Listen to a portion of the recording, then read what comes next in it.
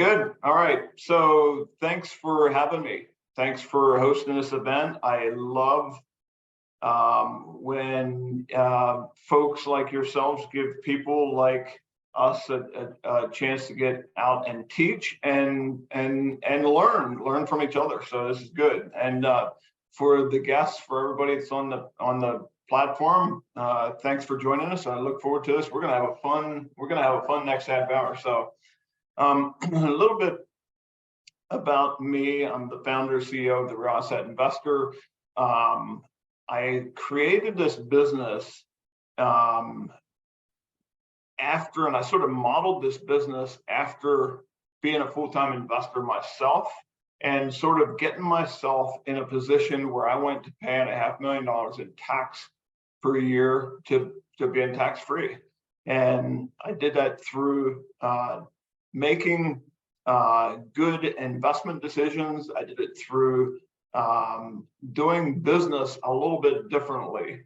And so we're going to talk about some of that. We're going to talk about what it means to be non-conventional in a conventional world. I came up with this quote a few years back and trademarked this quote: "You can be conventional or you can be wealthy, pick one."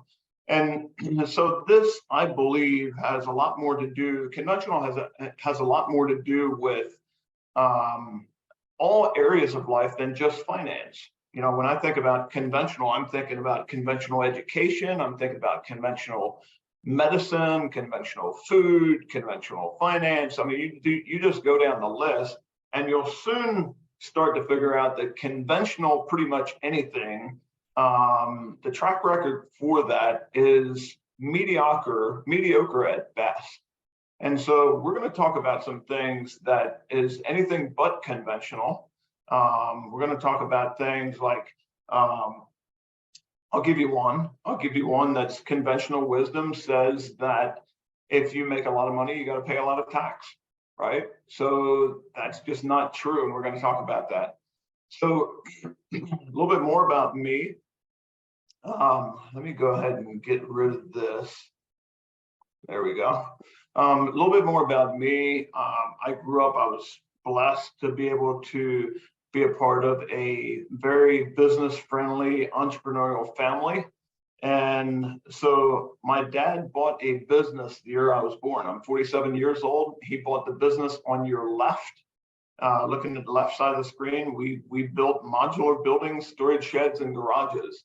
And about 19 years ago, we moved over to the building on your right. And that is where my office is sitting on the far right front end corner. It was where I'm sitting in that building right now. And so I grew up in this business, in the modular building business. I watched my dad, who was very successful, is very successful. I watched him do business. I watched him invest his money. He invested his money into real estate, farms, land, single family homes. I watched him self-manage some of those single family homes, and I just quickly decided that was never going to be me. I was not going to be a real estate investor. That's not what I want to do with my life. And so I went down the path of building businesses. I built several businesses. Several of those businesses were around modular buildings.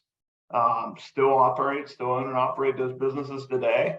And I got myself in a position after several years of building these businesses that some of these businesses started doing really well.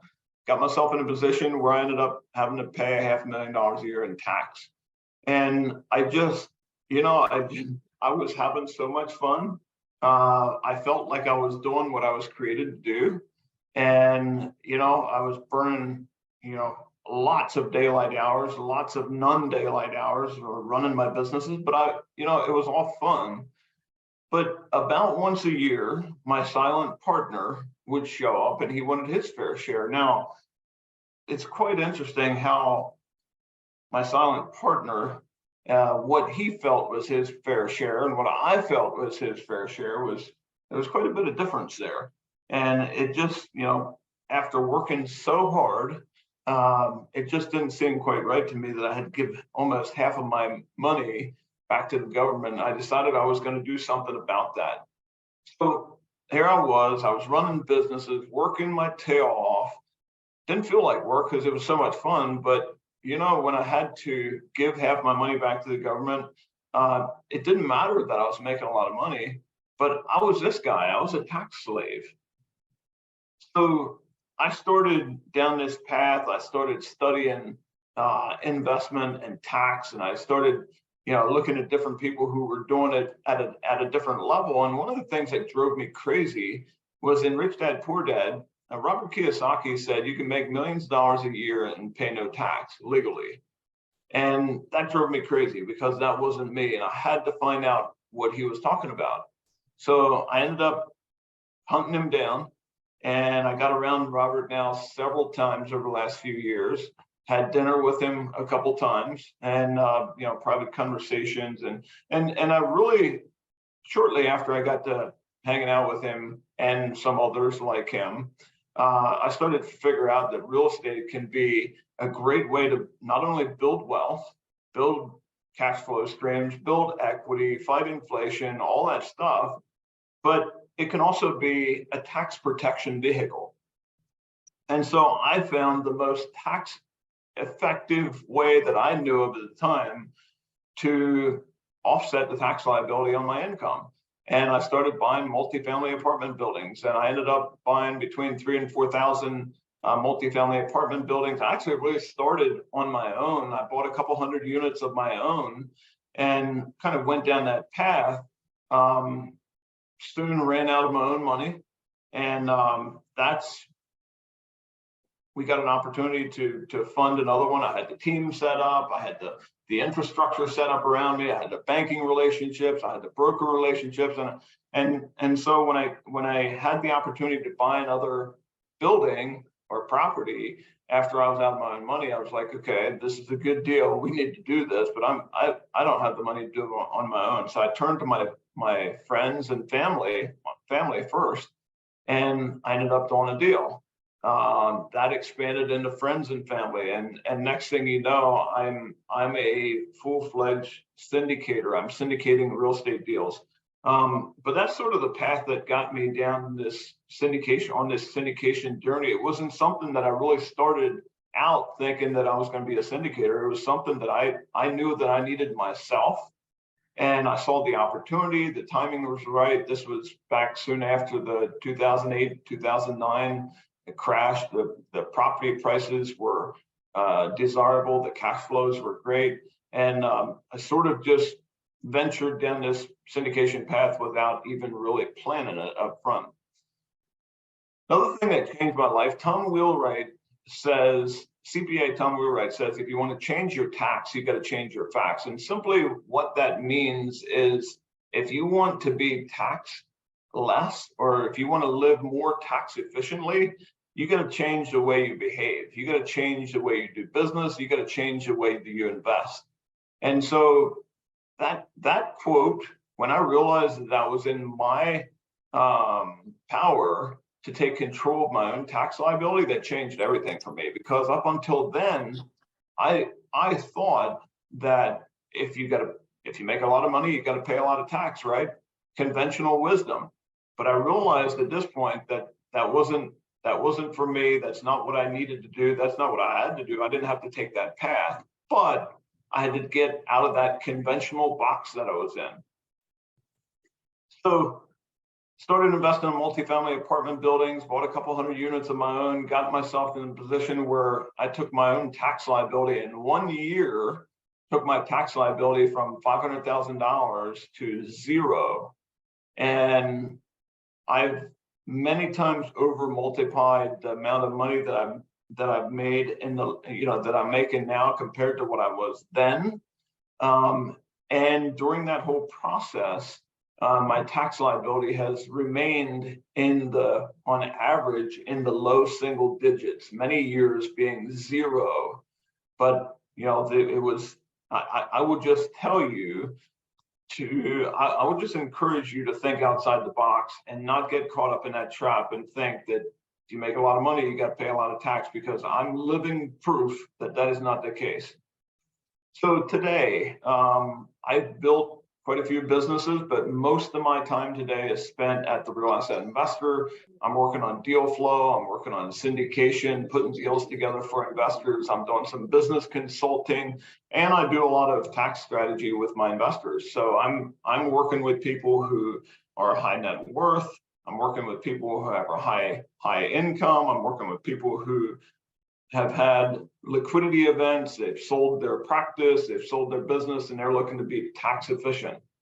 So I'm going to tell you a little tax efficient story. And the reason that I'm going to start with this one is just simply because I want everybody to know that anybody can do this. It doesn't matter if you're on this show and you've got millions of dollars worth of real estate in your portfolio and you've gotten to the next level. Great, you're well on your way and you've figured out how to be, how to build wealth. But I also want the person who's just starting out and who's just looking to buy his first rental property. He's made some money, but he wants to be tax efficient. He wants to start building wealth. This is a property that we own. I own this property. This is a small park model cabin. We made it unique. We made it so that it sits 10 feet in the air. We call it our tree house. That little building rents like crazy. The reason I'm telling you this story is I want to prove to you that you don't need a ton of money to get started. This is on a piece of land up in the mountains. Land is cheap up there. We put this cabin on. We may be $100,000 all in this cabin. And that cabin has consistently netted us $5,000 a month. Another reason I want you to really kind of focus on this, kind of starting out small, this may be the one that can get you into that real estate professional status.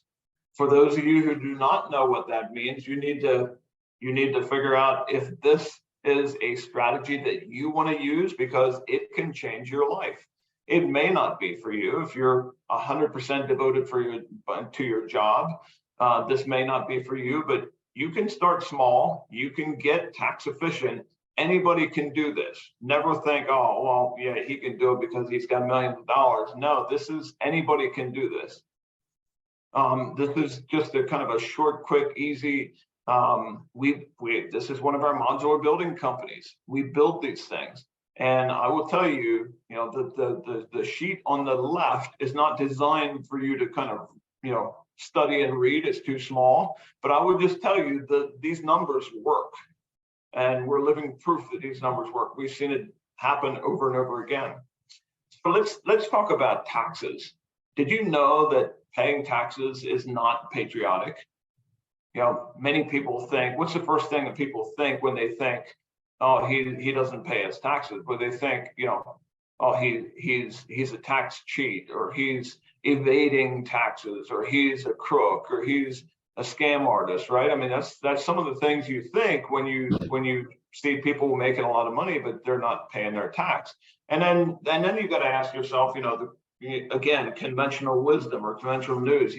We've all heard, well, okay, well, who's going to build the roads, right? Somebody's got to pay taxes. Well, so the government has made so many ways, and we're going to look at some of these, but they've made it so convenient for us not to pay taxes. They've made it clear to us what they want. If you really want to be patriotic, help your government out. Help them get done what they want to do. Know the rules and play by them. Use the rules to your advantage. You're creating an economy, and you're creating jobs. You're creating housing. You're buying equipment. You're starting businesses. You've got payroll to meet. Those people are going to pay taxes. But there's so many different ways that the government has opened up to us and told us ways that we do not need to pay tax. They've given us bonus depreciation. They've given us cost segregation studies. When I started investing in multifamily housing, and when I first got my head around bonus depreciation, cost segregation study, which is really just moving a lot of your 27.5-year depreciation up to the first, second, third year, and being able to write off not only your own money, being able to take the tax deduction on your money, but also on the bank's money. When I first got my head around this, I thought there's no way this is legal. I mean, are you telling me like I can take depreciation on not only my money, but also on the bank's money? That's a big deal. We talked about this a little bit, real estate professional. This may be something for you. This may not be something for you. If it's not for you, could it be for your spouse?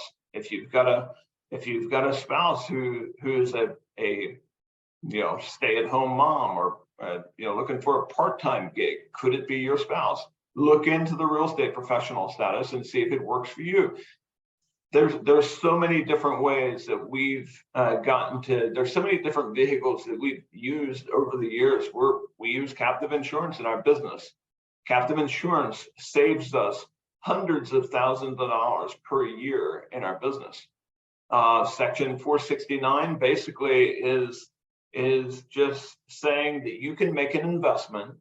And normally, if you want that investment to offset the tax liability on your active or ordinary income, you got to be active in that business. Section 469, and oftentimes you'll see Section 469 in oil and gas investment, in solar or energy investments. You'll see 469 that basically just say that's the government saying, look, we want you to do this so bad that will allow you to take these losses as depreciation, offset the tax liability on your ordinary income, and you don't even have to be active in the business. Okay, so they want you to do this. Okay, 453A, that's a vehicle that allows you to defer paying capital gains tax up to 30 years. R&D tax credits.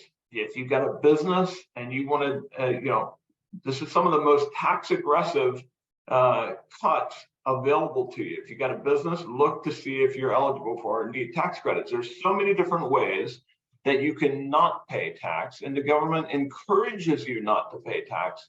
Why would you ever decide to? So we're going to talk a little bit about business and some of the businesses that we run. I'm a capitalist, and the job of a capitalist, a business owner, an entrepreneur, is to solve problems. That's what we do. We solve problems. And many times it's the size of the problem or the amount of problems that we get to solve equals the amount of income that we get to make. Okay? So I'm going to talk to you a little bit about the different kinds of income, and then we're going to narrow it down even more. So there's sort of 6 different kinds of income. The primary kinds of income is passive income. You got capital gains income, you got ordinary income, portfolio income, short-term gains, long-term gains. But then you got 3 that sort of sum them up. It kind of narrows it down. The ones that we're more fluent in, that's ordinary income, passive income, and capital gains. One of the things that I've done very successfully is I've been able to figure out, like my CPA and I, and if you don't have a CPA, you should get a good one. My CPA and I sit down and figure out, okay, we're getting down toward the end of the year. We're in the last quarter. I need to know how much was my ordinary income, how much was my passive income, and how much was my capital gains. And then even within capital gains, you can be, it can be taxed as ordinary income at a capital gains rate, but also, passive income inside that. So just knowing what you got to work with, that is key. And then what I do for myself, and this may sound selfish, but this really started out of a need that I had for myself. Okay. So I started doing this for myself first. And what happened over the years, I got really good at, taking my tax liability, earning more income, making more money, doubling, tripling, 5x and 8x and 10x in my income over the last decade or more, or just over, and being able to take asset classes that will offset the tax liability. The depreciation from those asset classes will offset the tax liability on one of those 3 incomes. passive income, ordinary income, or capital gains. Here's some of the asset classes that we invest heavily in. We have funds open for the self-storage space. Love self-storage. Last year in November, about a year ago, we sold a 26 property portfolio to a REIT out of Chicago. And it was a $450 million deal, and our investors netted somewhere between 30 and 31% annualized return on that investment. The car wash space, we have 8 operational car washes right now. We're on pace to build 60 in the next 4 years. And so we're very active in the car wash space. These things, when you take some of these asset classes, ATMs. Yeah, I just took myself off of live, so I can hear it, but they can't hear it. ATM operators in the country. When you take some of these asset classes and you take them over to, and you match up the asset class to the income bucket that you've got, you can make massive dents in not only your tax liability, but you can also set yourself up to have very aggressive income streams, additional streams of income that will give you income whether you go to work or not. So we never start with tax. We always start with a great asset class that will build wealth through either cash flow or appreciation. Many times it's a combination of both. But we're looking for cash flow investments that are recession resilient. Okay, when you look at any one of these 3 assets on the slide, you'll recognize, or I'll tell you what happened over the last couple of years. They have proven to be very recession resilient. They've also been very inflation protected. Very important in today's world. So momentum is a beautiful thing in the investment world. When you're building wealth, you want momentum on your side. So get in the game. The game is you buy assets that give you depreciation. ATMs give you 100% bonus depreciation. Car washes give you 100% bonus depreciation. Buy assets that give you lots of depreciation.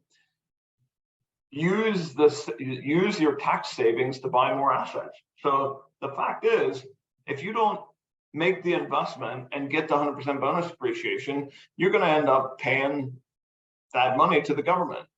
Okay, so now you use your tax savings to buy more assets with depreciation, and you rinse and repeat. A couple things happen there. One is you start building massive streams of income with the money that you're earning and the tax savings that you would otherwise lost forever. You rinse and repeat, and you start building yourself massive income streams, and it's very easy to keep those income streams tax-free. We do it all day, every day. I've got many investors who come to me and say, "Oh my goodness, this changed my life. I was paying 6 figures in tax a year, and now my tax bill is 0." Own assets. Own real assets. This is the decade to own real assets. I believe this is going to be this next decade is the time when you're going to want to own real assets for a number of reasons. But we're all familiar with inflation, real assets. If you choose the right assets, they will protect you from inflation. So let's build a wealth goal together. I'd love to hear some of yours. One of mine was early on was I wanted to build a wealth goal, or I built a wealth goal. I wanted my income, my passive income, to exceed my ordinary income. So let's say you've got a dental practice, or you've got a business, a manufacturing business, whatever, and you're making $500,000 a year, $100,000 a year, whatever. And you say to yourself, well, I want to make more than that on the passive side. This stuff is possible. It's not easy to do, but it's not super hard to do either. Okay. So how do they work? I've only got a couple minutes, but I can just tell you, let me do a quick comparison. And we have some of this that I can email you to you when this is over as well. I have a comparison sheet, kind of a quick cheat sheet that compares some of these asset classes to each other. Let's look for just a second for diversification and say, what would this look like in my portfolio if I had some ATMs and some self-storage, or some car wash and some self-storage. I'll give you a quick example. ATMs, we set that up as a 7-year contract that gives you a very aggressive cash flow stream. It gives you 100% bonus depreciation, but there's no equity at the end. Okay, this is not, consider it sort of like a laptop computer. This is not something where you sell at the end and make a bunch of money on. That equipment wears out over 7 years.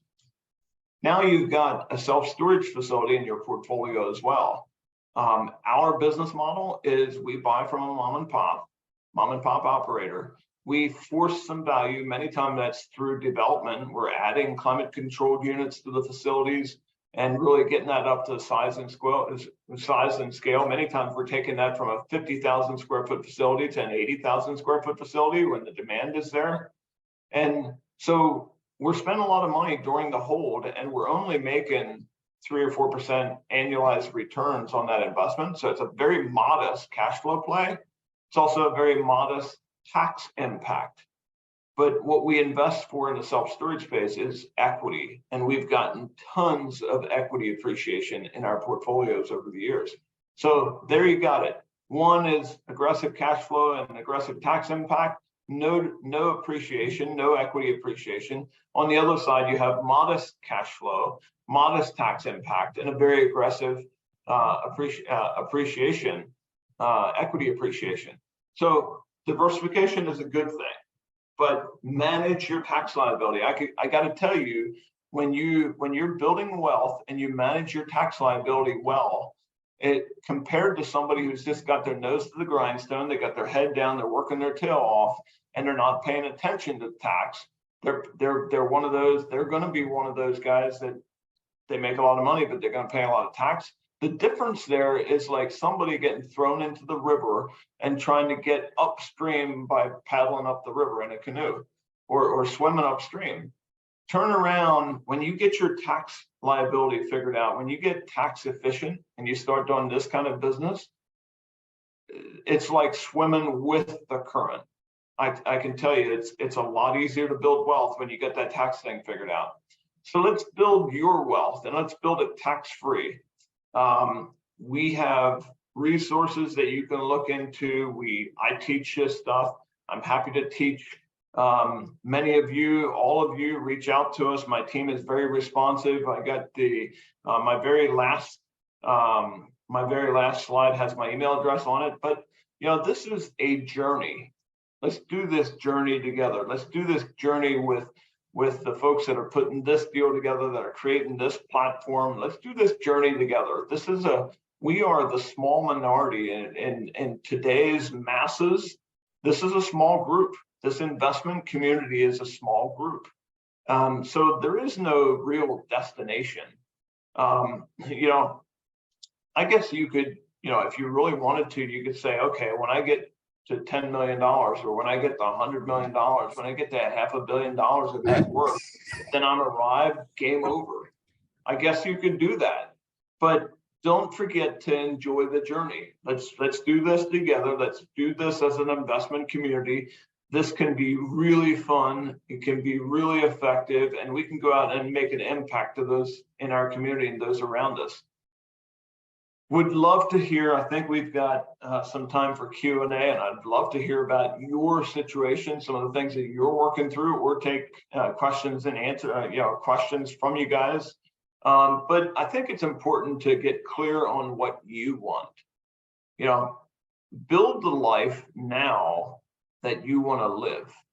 There's so many people get trapped in this thing where, oh, I gotta enslave myself in a cubicle or chain myself to a cubicle, and I got to work my face off for the next 40 years so I can enjoy the last 20. That's not for us. Build the life that you want now, but get clear on what you want. Do taxes got you down? Well, let's figure it out. Let's figure it out together. There is a way that you can be tax efficient. I don't care if you've got a W-2 job. I don't care if you've got a business. I don't care if you're a full-time passive investor. There's a way that you can be tax efficient. Build your income streams. I'm doing this on a daily basis, on a weekly, monthly basis, building my income streams.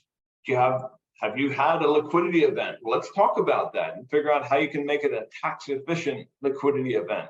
So let's end there. I've got my email address there at our business. I got a team of folks. We do this. We love this. We're doing our life's work. And so I am up against my time, and I'm going to just hand it over. I think we have Q&A right after this, but my time is up. So I'm going to hang around here for another 15 minutes at least. So let's talk. Let's see what's on your mind. I'd love to hear examples. I'd love to hear questions and really engage with you guys.